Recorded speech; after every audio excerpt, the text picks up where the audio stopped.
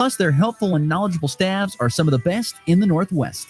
It's all at Hoover Lumber Ace Hardware in Goodland and Colby. Open every day but Sunday. The Farmers State Bank of Oakley has been financing agriculture since the day we opened our doors. Hello, this is Corbin, and we are proud to be your locally owned partner in ag. We invite you to come and visit with us when you need to purchase new or used farm equipment, or need any type of agriculture or business loan. We have the knowledge, experience, and financial resources to keep you growing.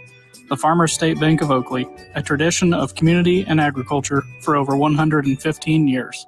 Member FDIC. Mark your calendars for the 38th Annual Flatlanders Fall Festival from September 27th to the 29th in Goodland. Dive into the weekend on the Bricks Car Show and Bikes on the Bricks Motorcycle Show. Enjoy live music, food trucks, and family fun.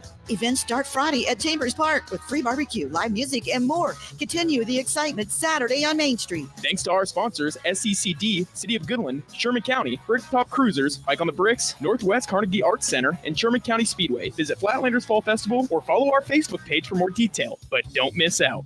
Where is the best place to go to stream your favorite NWKS radio station? NWKSradio.net. Where should you go to find out what's happening in the area? NWKSradio.net. What's happening with local area sports? NWKSradio.net. Is the weather causing delays or cancellations? NWKSradio.net. Need tickets to the next big NWKS radio event? NWKSradio.net. The place to go to be in the know.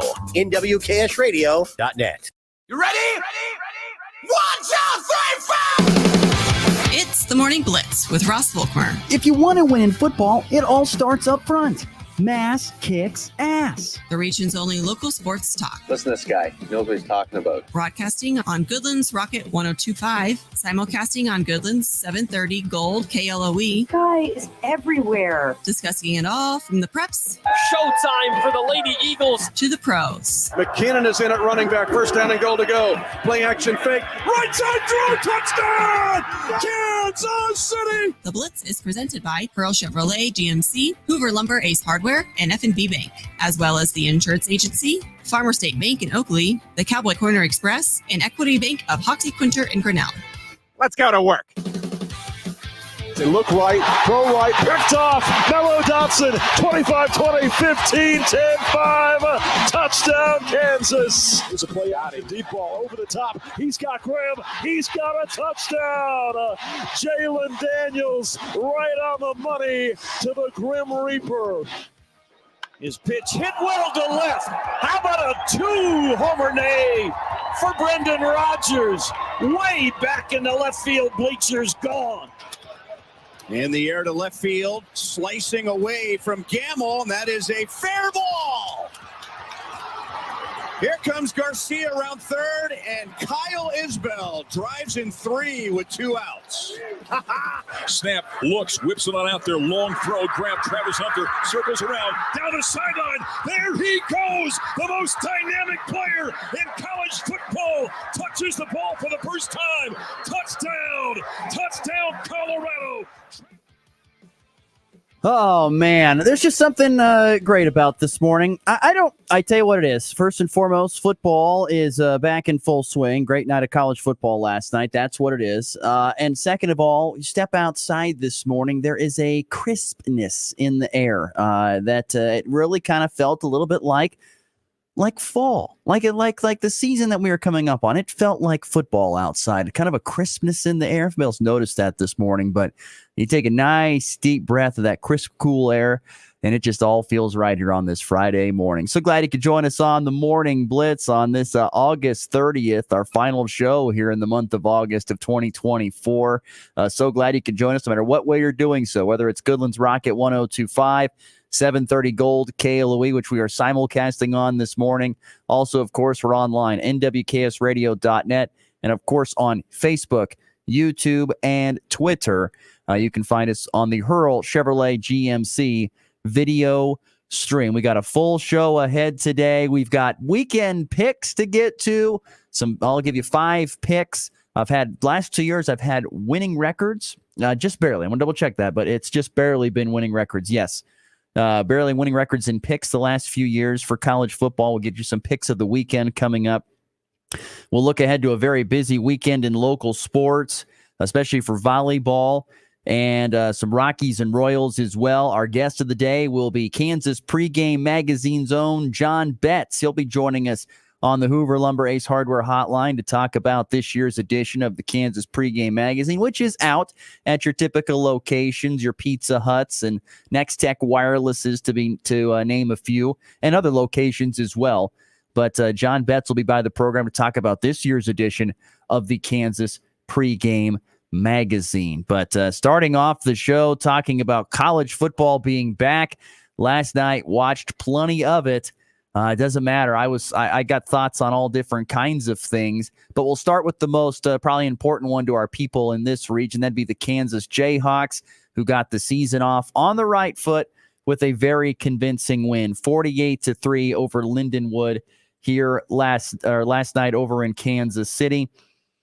Just a few quick thoughts on some of these games that stood out to me yesterday. First and foremost with the Kansas one, semi-slow start, I think is the best way I would put it. Slow start to the game for KU. Didn't look real efficient offensively. Had a couple of turnovers as well. It really took them until about, the second quarter to kind of really get going, I thought, for the most part, when you look at this football game. But they got it going, and they got it going in the might say only 7 points in the first quarter, and then you go and you put up 4 touchdowns in the second. So they really found their footing. And I'll think the thing that stood out to me the most in that game was they really got that ground game going. I think that was the biggest thing. The 330 plus rushing yards as a team, had over 100 yards rushing, did big deal Devin Neal, and a couple scores as well.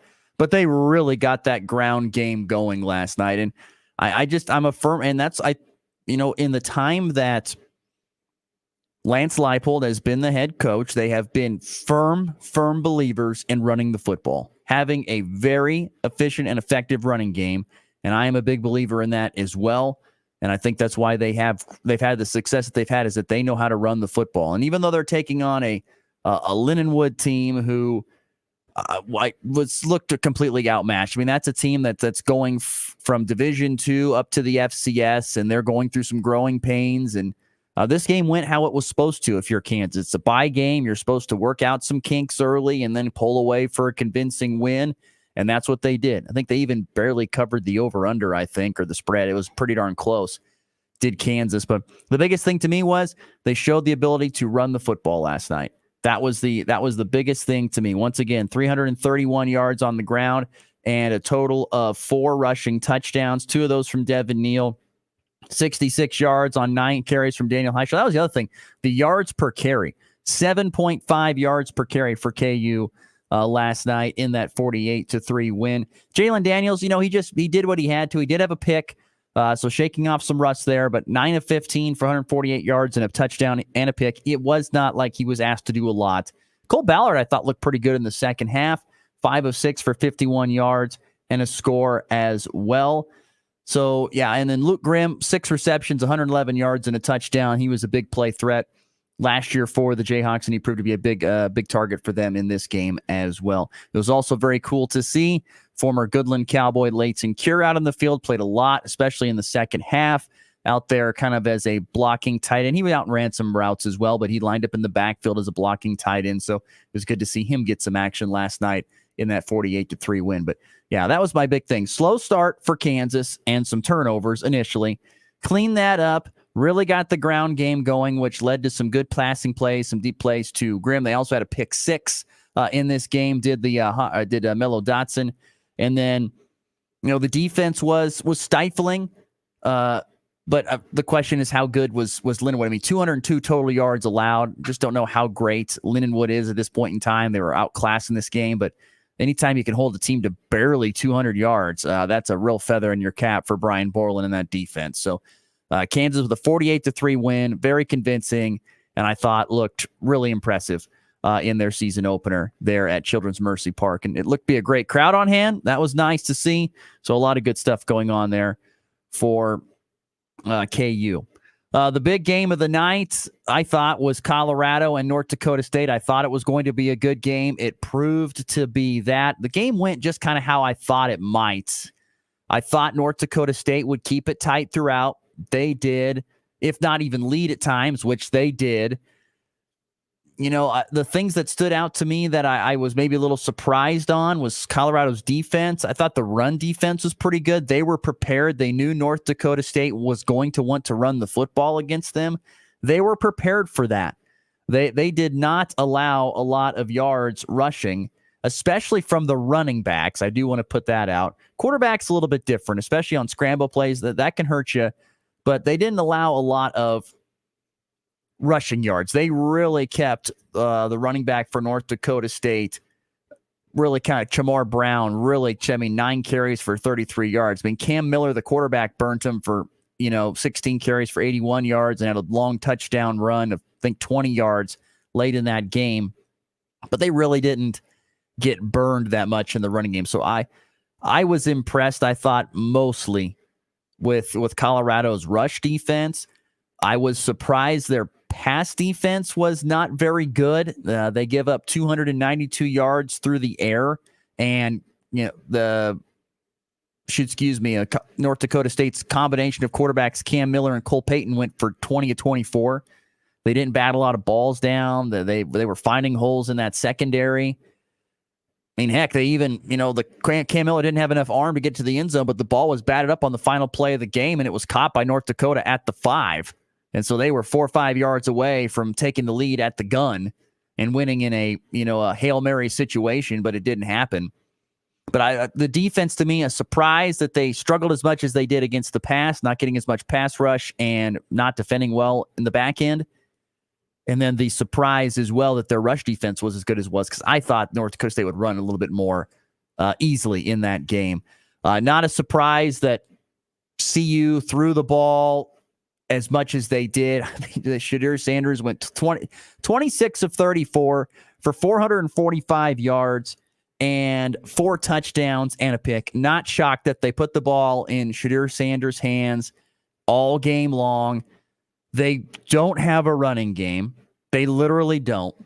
Their leading rusher was Dallin Hayden. He rushed 9 times for 20 yards. They don't have a running game. They don't have one. And they don't care that they don't have one. That's the amazing thing, too. And more on that in just a second. Don't have a running game. Don't care they don't have a running game. They're going to put the ball in Shadir Sanders' hands and throw it to all these great weapons that they have on the outside, and they do. I mean, Jimmy Horn, 7 receptions, 198 yards and a touchdown. Travis Hunter went out there and went berserko. 3 touchdowns on 132 yards receiving. Not a surprise.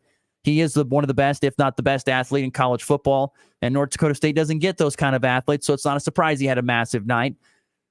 And then, LeJonte Webster, Will Shepherd, they all had some impacts as well in the passing game. But I think the thing that stood out to me the most about that game, going back through my notes here real quickly, is they can't run the ball, don't want to run the ball, and it's actually a really big issue. Like, if you're trying to melt the game away, if you're trying to win, so think about this. Late in the game, in the fourth quarter, if you're watching this game, how in the world are you supposed to win games if you have a lead and you can't run the ball and run the clock? So it's like, what, a minute and some, maybe 2 minutes left.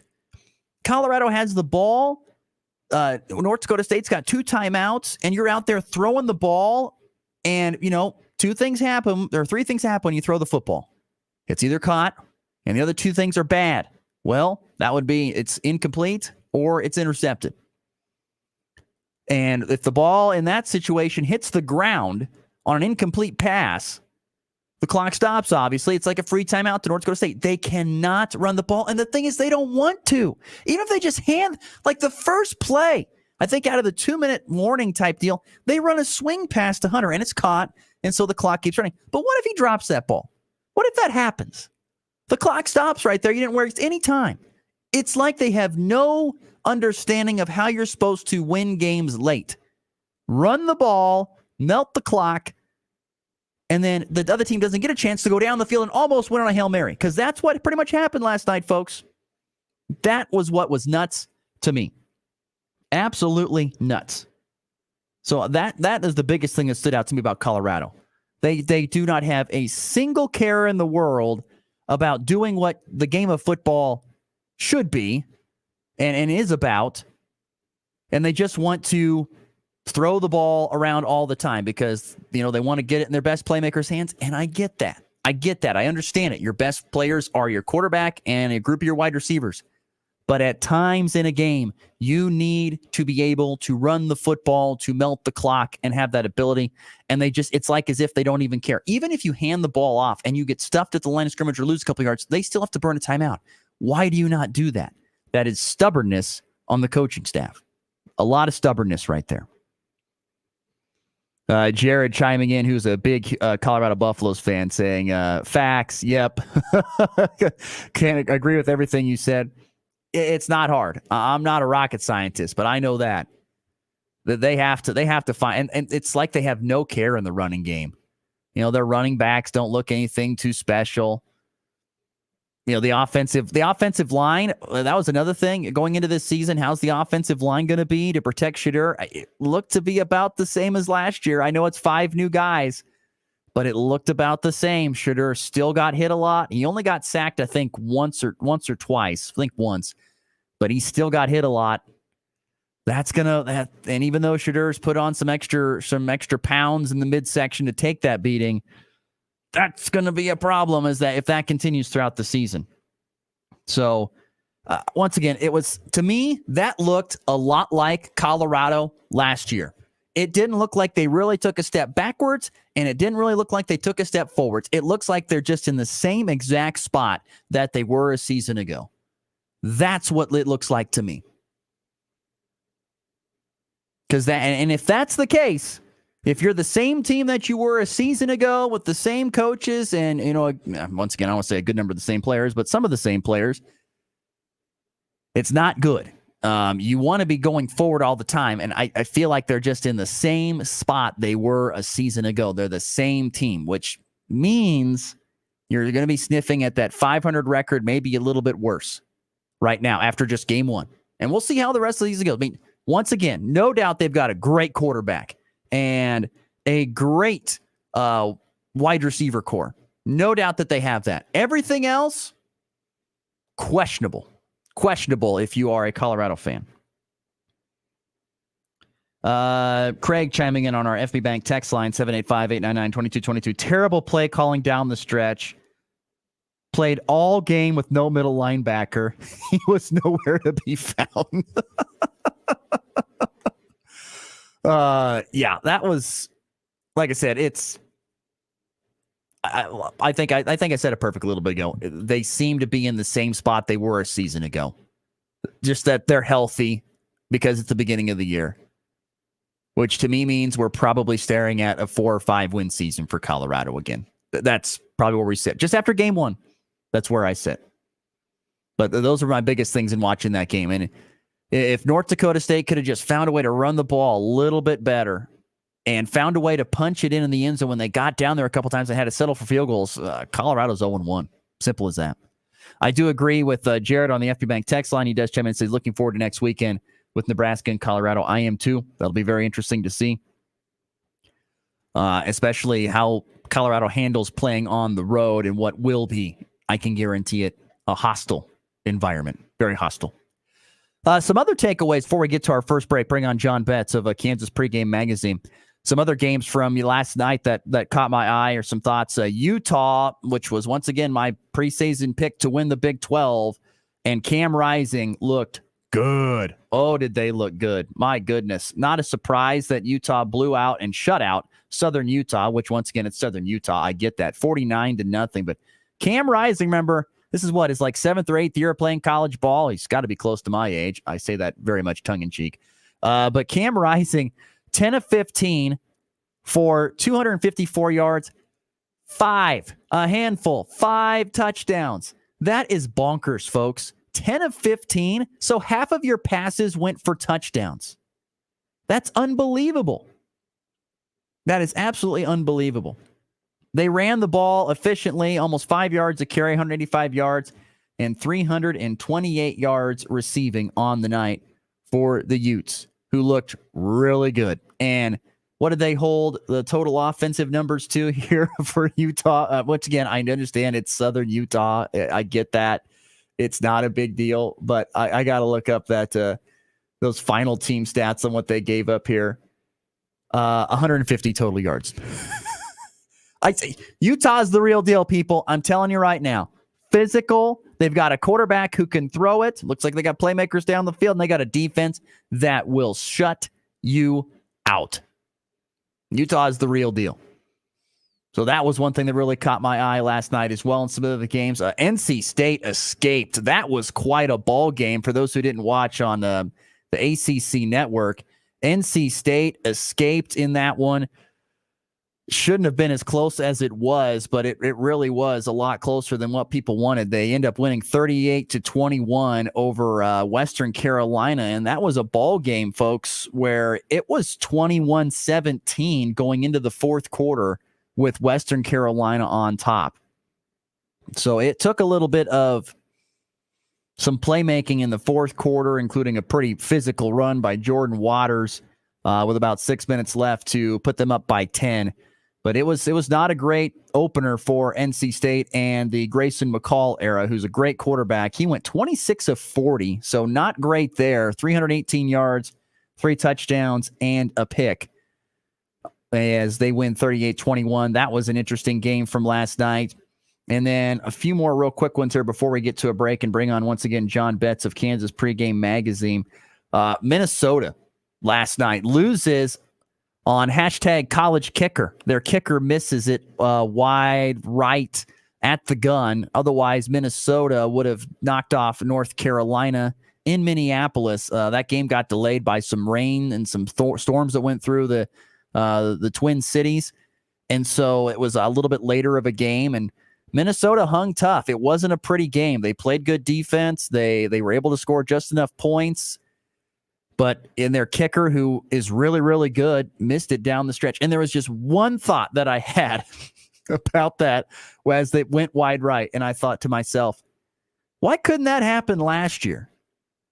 In the same exact game, a Thursday night to open up the college football season, Minnesota took on Nebraska, and it was a 50-plus yard or long 40 or 50-yard field goal that went right through the post to knock off Nebraska at the gun. And this time against North Carolina, it misses wide to the right. Why couldn't that happen last year? That was my thought. Nonetheless, a great night of college football, some really good games, some entertaining games, and some stuff to chew on after 1 week of the season about some of the regional teams. Once again, Kansas looked very good, but against a very, very beatable opponent in Colorado, who, give them credit, played a very tough competition. Even though they probably don't like to admit it that much, they don't like talking about any other team other than themselves. It kind of irks me a little bit. But they played a tough game, and they were able to come out on top. And so that's there you go. A few of the takeaways from this past Thursday night in college football. K-State and Nebraska, for those fans out there, they will play coming up on Saturday. K-State gets UT Martin. That is a 6 o'clock Central Time kick from the Bill, which you can hear on 100.3 The Ride. Nebraska opens up its season against UTEP, University of Texas, El Paso. And that game will be, that is a 1:30 Central, I think. 2:30 Central, 1:30 Mountain Time kickoff is when that is for Nebraska and UTEP. We'll have more on some thoughts on those games coming up in the picks. I do have to say the K-State UT Martin game, I was reading some stuff on that last night. That does have some intrigue to me a little bit more than I thought. UT Martin's got a pretty prolific offense. They can put up some yards and some points.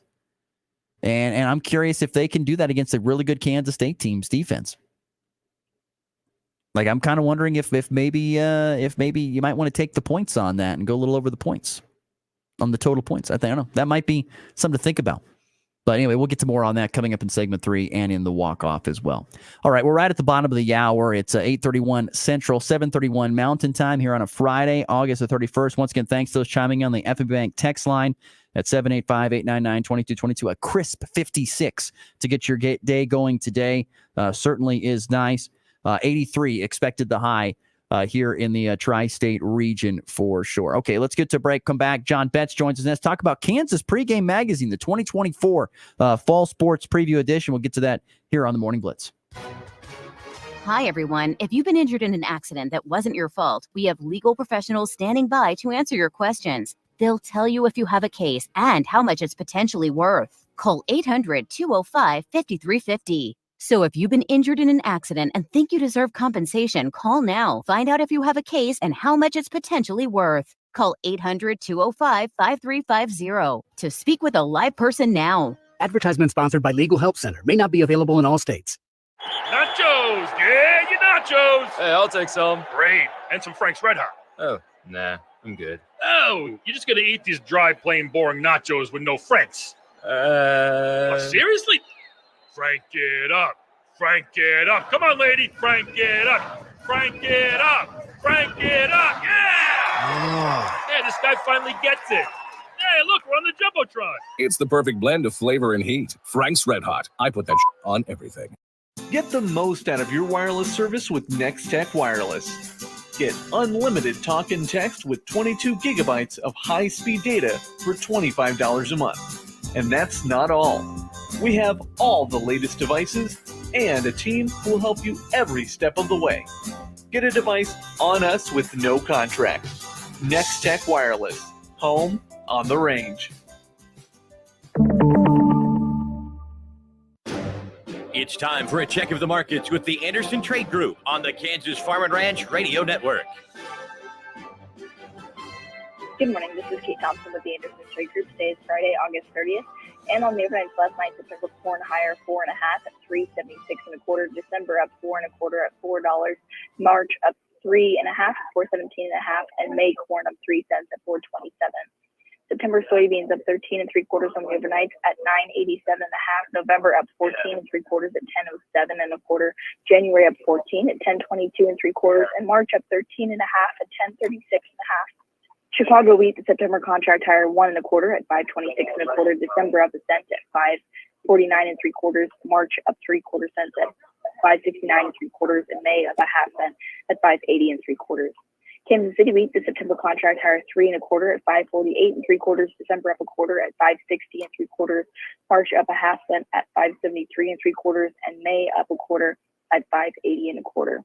On the stock market this morning, the Dow up $56 at 41,493. The S&P up 18 at 5,628. The Nasdaq up 131 at 19,525. Gold lower $6.90 at 2,553. And crude oil down 13 cents an ounce a barrel at 75.80. If you have any questions about marketing grain or would like to talk about risk management options, give our Colorado office a call. John Hanke or John Stiles at 970-744-4484. Or in our Kansas City office, myself, Tom Saluto, Jared Law, or Tyler Ghosh at 913-748-3000. The Anderson Trade Group, proud market partners with Kansas Farm and Ranch Radio. Find out more at andersongrain.com. The risk of loss through trading futures and or options is substantial, and each investor and or trader must consider whether this is a suitable investment. Past performance, whether actual or indicated, is not indicative of future results. The Anderson Trade Group has no guarantee that the advice given will result in profitable trades. When it comes to growing soybeans, you need an advantage. And with Zetavo soybean seed, you get a big one.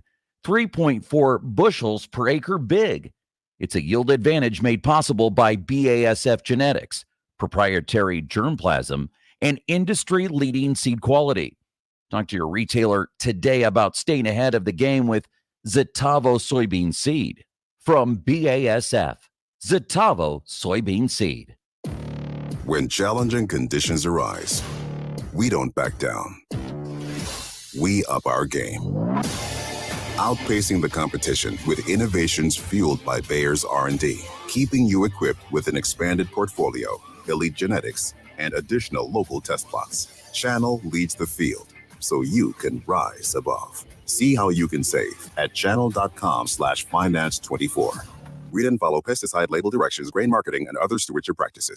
If you're shopping for a banking institution, visit with Equity Bank of Hoxie, Grinnell, and Quinter, Kansas. The Equity Bank is heavily invested in local business and activities contributing in many ways back to their community. Their employees are involved with many organizations and area events. Plus, a lot of experience comes with that staff. You'll find valuable local assistance when you bank at the Equity Bank of Hoxie, Grinnell, Quinter, and other locations in Western Kansas. The Equity Bank, member FDIC. You're listening to the Morning Blitz. Want to hear the most annoying sound in the world? With Ross Volkmer.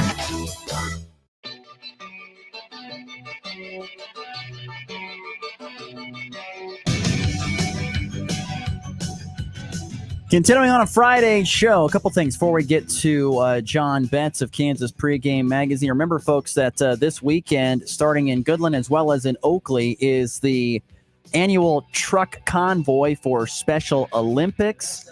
You can drive in that if you want to register your truck or vehicle to be in the convoy. They'll meet in Colby. The two sites will come together, meet in Colby for a fun night, dinner, auction, and yard games. So it should be a good time this weekend going on.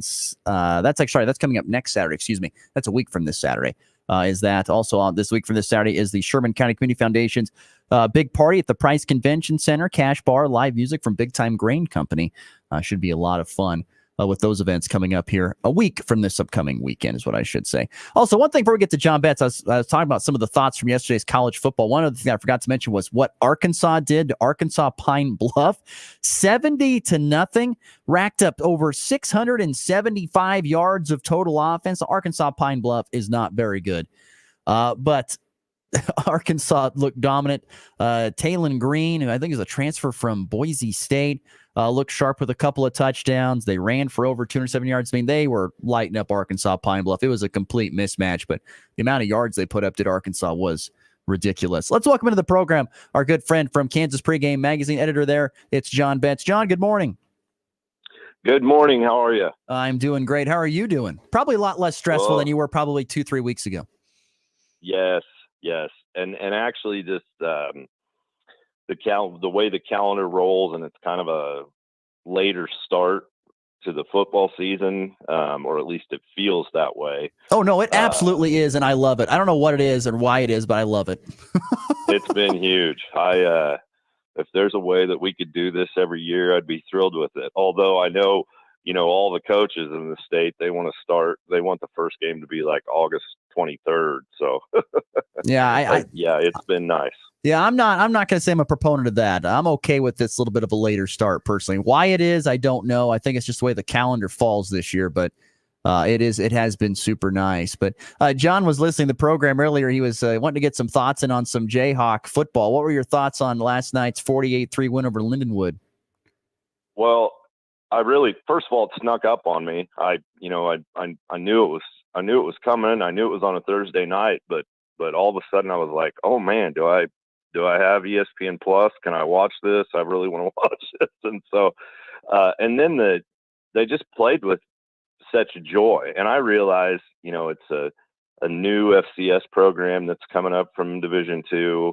And they were clearly outmatched, but just the happiness on everybody's faces. Jalen Daniels, was obviously so happy to be back. But I'm always focused. I watch every game thinking from a state of Kansas perspective. And I grew up a K-State fan.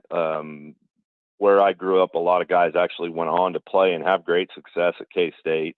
My brother actually was part of the K-State team, but back when they were really bad. So it's not anything we necessarily run around and brag about, but being on the team, is a pretty cool experience.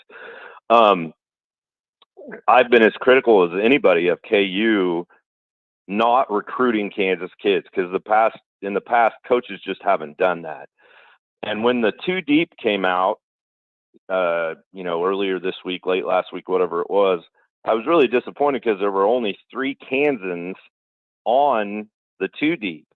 But it was really interesting because KU did their 2 deep different than the others that I'd seen. Oklahoma had all kinds of oars listed. K-State had all kinds of oars listed.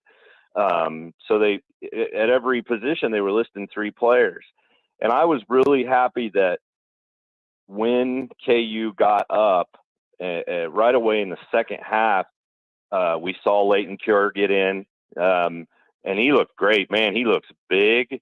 I loved what they did moving him around. Obviously, all he did was block, but that just gives me hope that maybe there's an opportunity for him this year to get on the field and get more reps. Mason Ellis from Mulvane was in right after the half at the safety position.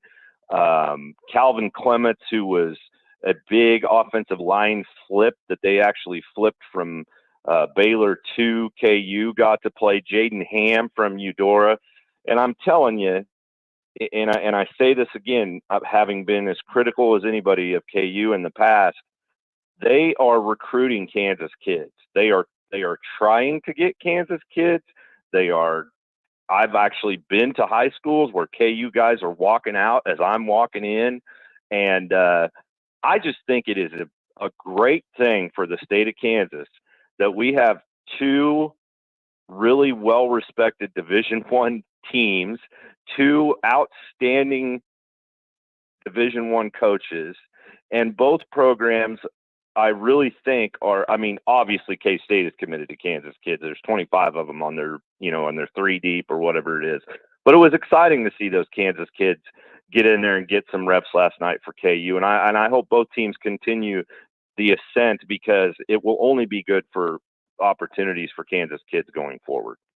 No, absolutely. It's certainly a great step in the right direction, and Lance Leipold has done a great job and his staff of getting it out there into the local high schools and trying to build relationships with these coaches. And I truly believe they are turning the tide. We out here in Goodland, we got a good feel for that with Lincoln Cure's recruitment. I know that Leipold and the entire KU staff did a great job of trying to convince Lincoln to come to KU before he ended up deciding to go to Kansas State. But John Betts is our guest from Kansas Pregame Magazine. John, tell us about this year's edition. What are some things that stand out about the 2024 fall edition? Well, when you look at our feature kids, first of all, thanks to the Kansas Highway Patrol and DM Law, we had a really cool feature photo shoot on the steps of the state capitol in Topeka this year. And we also, for the first time ever, had a luncheon for those kids. And, if you just take a look at the pictures, these are physically some of the biggest dudes that we've just ever had. I mean, there was something like, I think we had 52 kids featured, and at least half of them were 6'3" or 225 pounds or bigger. So just a lot of mass, a lot of mass. And just, I thought a couple years ago, Avery Johnson, Dylan Edwards, Samuel Same. I'm trying to think. There was a ton of. There was a kid from Hayden that went to Notre Dame. I thought we'll never see a recruiting class like this again. And here we are 2 years later, and we had something like 5 kids that were offered by Alabama on the cover of the magazine this year. And yes, I think Alabama probably broadened their net a little bit this year, in the first year under Kalen DeBoer, and wanted to make sure, maybe went to some places that Nick Saban didn't go so much in the past. But that's just really incredible to have. And there's some Georgia offers in there. There was a lot of Oregon offers. There was a lot of USC offers. So just a really impressive group of 2025 seniors that are just some of the elite recruits in the country. And so that was very exciting to get all of those guys together. And then, of course, it's an absolute priority for us to also have guys from 6-man, 8-man 1, 8-man 2, the smaller classes. We love to get those kids together because there's there's a real chance that some of these kids on the cover are going to be playing in the NFL someday. And some of those kids that don't have a chance to play in the NFL, which is going to be a substantial portion of them, it's going to be fun for them someday to say, hey, I was on the cover with a guy that is playing in the NFL right now. So that was pretty exciting. It was a lot of fun. Are there any? One thing I've noticed flipping through, like you talk about the amount of collegiate talent that has come out of the state of Kansas the last few years, seeing a lot of that, in this magazine, talk about Kansas kids making impact on college teams. Yeah, you're talking about kids making an impact right now? Yeah, kids that are making impacts right now, like Hadley Panzer at K-State or, Devin Neal. Like, that's my point. Yeah, there's a lot on that is my point. There was a bunch I was paying. I just saw this morning as I was prepping for this that Tyrell Reed, they call him T-Bird, kid from he ended up at Lawrence High. He actually went to a couple different schools in Topeka, but he scored a touchdown for Arkansas last night after a stint at Hutch Community College.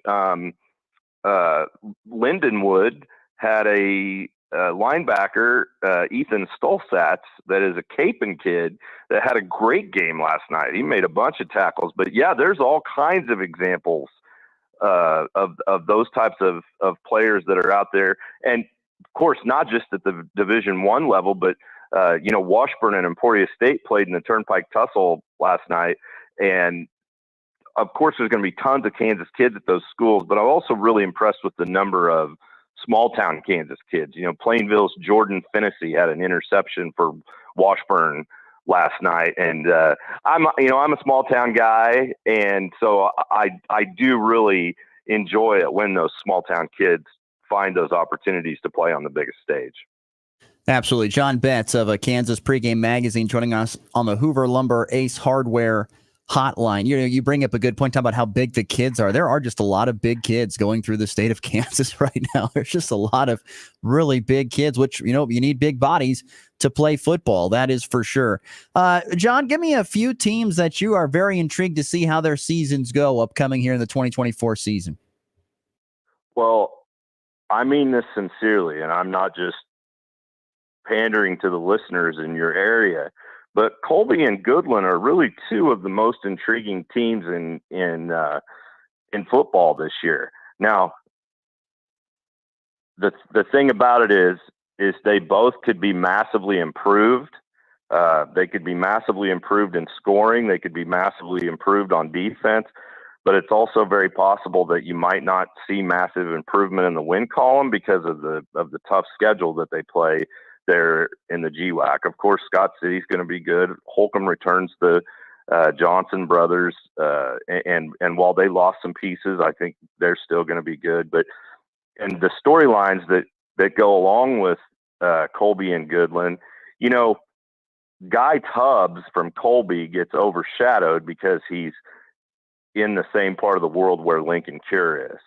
He's a guy with a preferred walk-on opportunity at K-State. He's went to a lot of FCS schools, great basketball player, tremendous athlete. I got to see him at a couple different camps over the course of the summer. And there's all kinds of pieces to go around him. Kason Carroll is a kid that's getting NAIA offers all over the place. Casey Geisenhagen looked outstanding at the various camps that I got to see him at this summer. I think the big question mark for them is probably offensive line play. Can they do what they want to up front on both offense and defense to kind of maybe take that next step there? And then, of course, Goodland, they've struggled mightily, but they have the top prospect in the middle of the country. But he plays, tight end, receiver. I don't know if there's been any looking at this, and I realize they're doing some things differently there at Goodland this year because Jordan Mosier is an old single wing guy. His dad ran the single wing at Meade with great success, and those single wing, double wing, wishbone, flexbone. Those guys they're kind of in a cult. It's hard for them to change when it's all they've known and it's the type of offense that they like. It's hard to get out of it. And I understand because I grew up in one of those wishbone schools, and a bunch of the coaches that came from there, they like to run the wishbone and do those kind of things. But it sounds like there's an understanding that you've got this exceptional talent and you got to figure out a way to get the ball in his hands. And if it were me, and I don't know if there's been any discussion like this, but I would use him. I would have at least a package for him that was similar to what Hayes High did with Jaron Canick a few years back, and that's a Wildcat quarterback. I mean, the guy's athleticism, the talent, the size, the difficulty of tackling him just based on the sheer size. You got to get the ball in his hands as often as possible. And there are pieces there to go around him. How often do we see in Northwest Kansas for sure, but anywhere in the state, you have Rhett, I probably said his name wrong, but you have Rhett, who's going to go to arguably the best Division II football program in college football in Northwest Missouri State. And to have guys like that on the same team, there's some pieces to work around there, and it's going to be very intriguing to see what Goodland's improvement's going to be this season. Yeah, very much so. Once again, that is John Betts of Kansas Pregame Magazine. John, I really do appreciate you spending some time with us here this morning, and look forward to, once again, diving deeper into this magazine that you put so much love and work into. Yeah, and you can pick it up free. Look for a location list at kansaspregame.com, and look forward to maybe coming on in the future and talking a little more high school football as the season goes along. We would absolutely love that, John. We'll be in touch. Thank you so much for the time this morning. Have a great Labor Day weekend. Thank you. Once again, John Betts of Kansas Pregame Magazine right there on the Morning Blitz. Okay, let's get to a break. Come back. We'll wrap up the show with some little bit of baseball update and a little bit of high school. A busy weekend, of course, for volleyball ahead and the picks of the weekend. It's all coming up next here on the Morning Blitz. The Chevy Summer Drive event is going on right now at Hurl Chevrolet GMC in Goodland, Kansas. Right now, you can get a Chevy Silverado 1500 pickup with up to $5,750 of total rebates when you trade in an eligible vehicle, or get 1.9% financing on select 2023 and 24 model Chevrolets, plus no payments for 90 days. As always, go to hurlchev.com to schedule any service or check out what's on the lot, or just stop on by in South Goodland. Your Cheyenne County Hospital in St. Francis is improving health with access to quality care. Whether you're looking for primary care, wound care, physical therapy, cardiologist, or anything in between, Cheyenne County Hospital can help. For info, visit their Facebook page or call 785-332-2104 or visit them at CheyenneCountyHospital.com. The Cheyenne County Hospital, located on 210 West Street in St. Francis. Even though your attention has turned back to school with events and activities, you just can't forget everything going on at home. That's where your local Hoover Lumber Ace hardware stores in Goodland and Colby come in. Keep the lawn in check with mowers, blowers, and trimmers from Craftsman, Toro, and Ego. They are still your local Benjamin Moore paint retailer, and they still have that amazing selection of outdoor grills and griddles from Traeger, Weber, and Blackstone. Plus, their helpful and knowledgeable staffs are some of the best in the Northwest. It's all at Hoover Lumber Ace Hardware in Goodland and Colby. Open every day but Sunday. Hi, this is Stephanie Dole with F&B Bank. At F&B, we offer many different types of deposits accounts to help you achieve your financial goals. Whether it be personal checking or savings, business checking account, or a variety of CD options, we're here to help. Stop by our bank directly east at the post office in Goodland or call 785-890-2000 to begin working with me or another F&B Bank team member. F&B Bank, member FDIC. Your livelihood is important to you. You work hard to succeed in your farming operation, crop, livestock, home, vehicles, and special needs. We have you covered. Discounts are available for new business, remodeling, hail-resistive roofing, multi-policy, and many more. Optional coverage endorsements as well for machinery ingestion and equipment breakdown. Umbrella coverage for additional coverage on your home, farm, and auto. See the girls at the insurance agency at 1020 Main in Goodland or call 785-899-5011. Kickstart your day with the latest in sports. Go Sports! You're listening to the Morning Blitz with Ross Volkmer.